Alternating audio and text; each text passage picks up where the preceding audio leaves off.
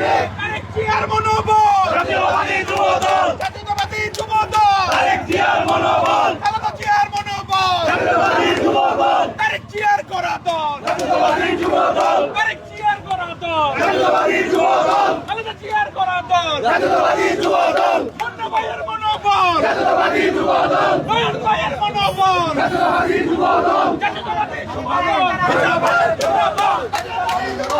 যুবদল, তারেক জিয়ার করা দল, খালেদা জিয়ার করা দল, জিয়া রহমানের করা দল, মুন্না ভাইয়ের মনোবল, নয়ন ভাইয়ের মনোবল, যুবদল যুবদল, জিন্দাবাদ জিন্দাবাদ, একটা লিখত একটা লিখত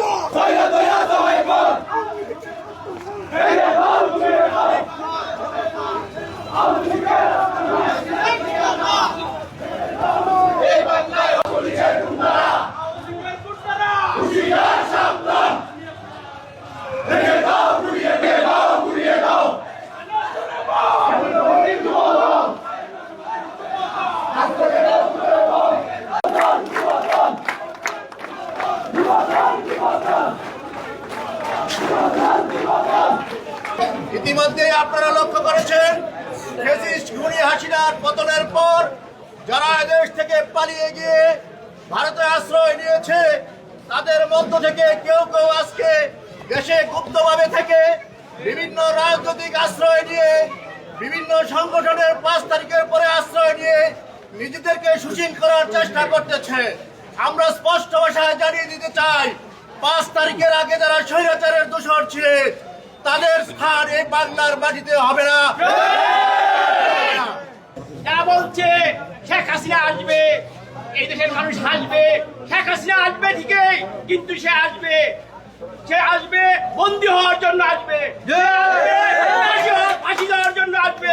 সে দেশের মাটিতে রাজনীতি করার কোন তার অবস্থান নাই। যে দেশের মানুষ এই দেশের শেখ হাসিনাকে একসাথে 300 এমপি সহ পালাই গেছে, তাদের এই দেশে রাজনীতি করার কোনো এখতিয়ার নাই। আমরা গত 18 বছরে যে ছাত্রলীগ যুবলীগ আমাদেরকে নির্যাতন নিপীড়ন করেছে, তারা এখন একটি নতুন সংগঠনের নাম দিয়ে সরকারি অফিসারদের কাছ থেকে বিভিন্ন ফায়দা নেওয়ার চেষ্টা করেছে। বন্ধুরা, আমি হুঁশিয়ার করে দিতে চাই, পিঠের চামড়া থাকবে না। যারা বিগত দিনে আমাদের যুবদলের ছাত্রদলের নেতৃবৃন্দকে অত্যাচার করেছে, তারা এখন নতুন সংগঠনের নাম দিয়ে আবারও আমাদের সরকার ক্ষমতায় থাকার পর বিভিন্ন অফিসে গিয়ে তকদির বাণিজ্য এবং তারা বেপুরা হয়ে এই বিদ্যারে চাঁদাবাজি করছে। বন্ধুরা, আমরা বলতে চাই, খুনি হাসিনা আসবে বাংলাদেশে। কিভাবে আসবে?